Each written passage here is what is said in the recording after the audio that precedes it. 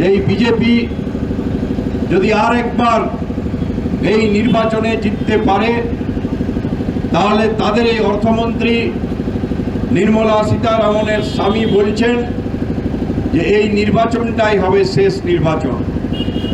আজকে ভারতবর্ষকে আমরা নানা ভাষা, নানা মত, নানা পরিধানের মধ্য দিয়ে বিভিন্ন রকম ধর্মের মানুষজন, সংস্কৃতির মানুষজন সম্মিলিতভাবে ভারতকে যেভাবে আমরা প্রতিষ্ঠিত করেছি সেই প্রতিষ্ঠানকে রক্ষা করার দায়িত্ব সমস্ত রাজনৈতিক দলের, এবং সেই রাজনৈতিক দল যারা যারা এই দায়িত্ব পালন করতে ইচ্ছুক তারা এই ইন্ডিয়া মঞ্চে একসঙ্গে সামিল হয়ে এই বিজেপি নামক ফ্যাসিস্ট দলটাকে হাঁটানোর জন্যে জোটবদ্ধ হয়ে এই পার্লামেন্ট নির্বাচনে সকলে লড়াই করছেন।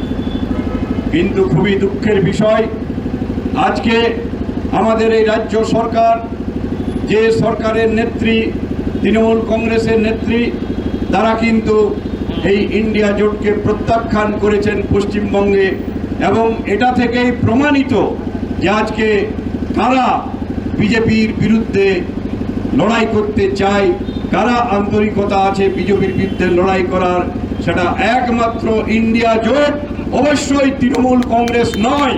এটা পরিষ্কারভাবে আজকে মানুষ বুঝতে পেরেছে।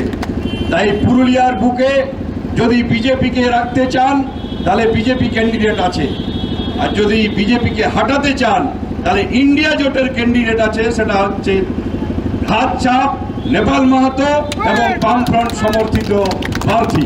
অতএব এখানে দ্বিতীয় কোনো বিকল্প নাই।